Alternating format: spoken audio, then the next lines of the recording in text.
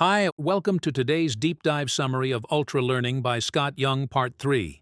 As the discussion deepens, Scott Young brings attention to the unique nature of each Ultra Learning project.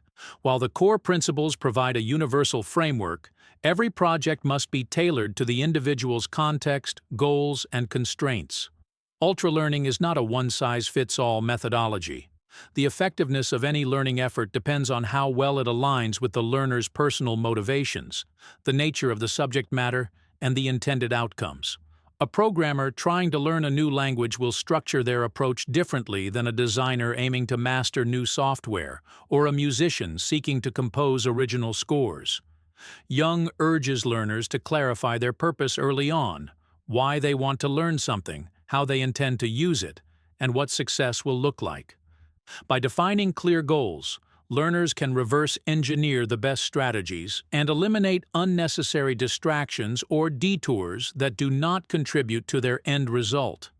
This customization is especially critical in the meta-learning phase, which Young argues is often undervalued, but plays a central role in maximizing the efficiency of the learning process. When learners skip this phase, they risk investing time and energy into activities that do not yield the best return on effort. For example, someone attempting to become proficient in public speaking might mistakenly spend weeks studying famous speeches without ever practicing delivery in front of an audience. Meta-learning helps avoid such pitfalls by mapping out the essential skills and bottlenecks. It requires researching how others have mastered the subject, identifying the key components of proficiency, and choosing the right resources. Often, this means finding models to emulate or communities to tap into for shared strategies and insights. It also means understanding the prerequisites for success. What foundational knowledge must be in place before advanced learning can be effective. Young treats meta-learning not as preparation, but as an active stage that creates the blueprint for all subsequent work. Once the learning begins, Ultra learners must embrace intensity.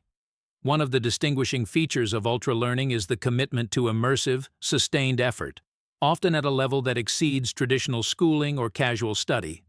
This intensity is not necessarily about working longer hours, but about concentrating deeply and minimizing waste. Young discusses the idea of cognitive load and how learners must manage their mental energy wisely. Short focused sessions with full attention often outperform long, unfocused ones riddled with distractions. The goal is to create a state of flow where the learner is fully absorbed in the task, pushing just beyond their current level of competence. This flow state not only enhances learning outcomes, but also makes the process more satisfying and motivating. Young draws on the research of psychologist Mihaly Csikszentmihalyi to reinforce this point, suggesting that people are at their happiest and most productive when engaged in difficult tasks that challenge them meaningfully. While intensity and focus are key, they must be balanced with effective strategies for recovery and reflection. Young points out that burnout is a real risk, especially for those who throw themselves into a project without considering sustainability. Ultra learners often benefit from building structured rest into their schedules and regularly reviewing what they've learned. Reflection allows them to consolidate gains, reassess their methods, and redirect effort where needed. This iterative approach mimics the scientific method: hypothesize, test, analyze, and adjust. It also fosters resilience, enabling learners to continue even when progress seems slow or obstacles arise.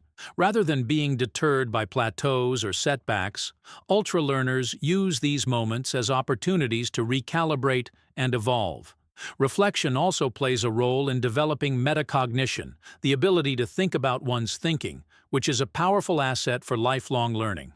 Metacognition enables learners to identify their strengths and weaknesses, evaluate the effectiveness of their strategies, and refine their approach with each cycle of practice. Young also addresses a critical psychological element in the Ultra learning process: the ability to embrace discomfort. Real learning often happens at the edge of one's abilities, where confusion, frustration, and even failure are common. Rather than avoiding this discomfort, Ultra learners lean into it. They treat difficulty as a signal that they are on the path to growth. This mindset shift, from avoiding struggle to welcoming it, distinguishes those who achieve true mastery from those who dabble.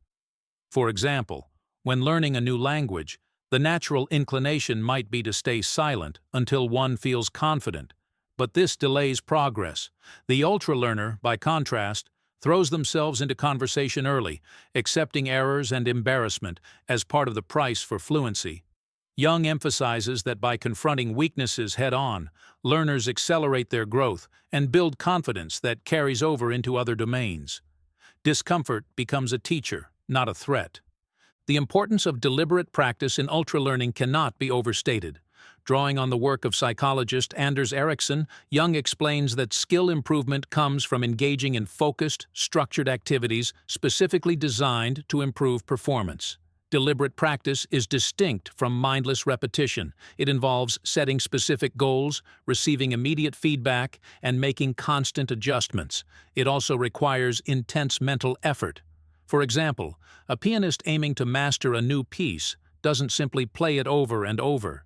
They isolate the challenging passages, slow them down, and repeat them until they are effortless.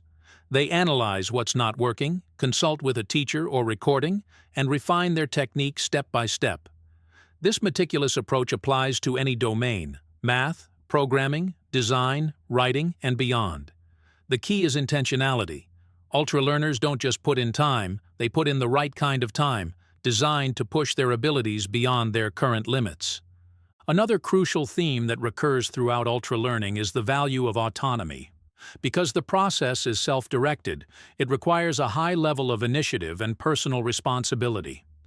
No one assigns homework or grades. The ultra-learner must be their own instructor, critic, and motivator. This autonomy is empowering but also demanding. It means setting one's own schedule, choosing resources, evaluating progress, and making course corrections without external validation. Young argues that this autonomy builds not just knowledge, but character. It fosters independence, discipline, and self-efficacy, the belief in one's ability to overcome challenges. In an age where more learning resources than ever are available online, and where institutions can no longer monopolize access to knowledge, the ability to self-educate becomes a crucial advantage. Ultra-learners capitalize on this abundance not by consuming more, but by curating and applying selectively, using their autonomy to drive outcomes that matter to them. Scott Young also highlights the power of public projects and social accountability. While ultra-learning is often solitary in nature, sharing progress with others can enhance commitment and provide valuable feedback. Young recounts his own experience blogging about the MIT Challenge, noting that making his goals public created a sense of responsibility to follow through.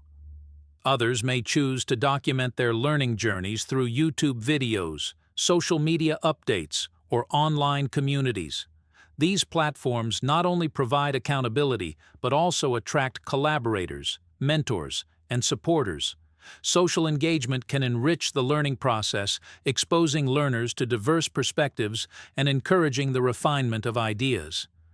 At the same time, Young cautions against the temptation to focus more on appearances than actual substance. Public learning should be used to support internal growth, not replace it. The goal remains mastery, not performance for others. Thank you for listening. Please stay tuned for next upcoming part of this book.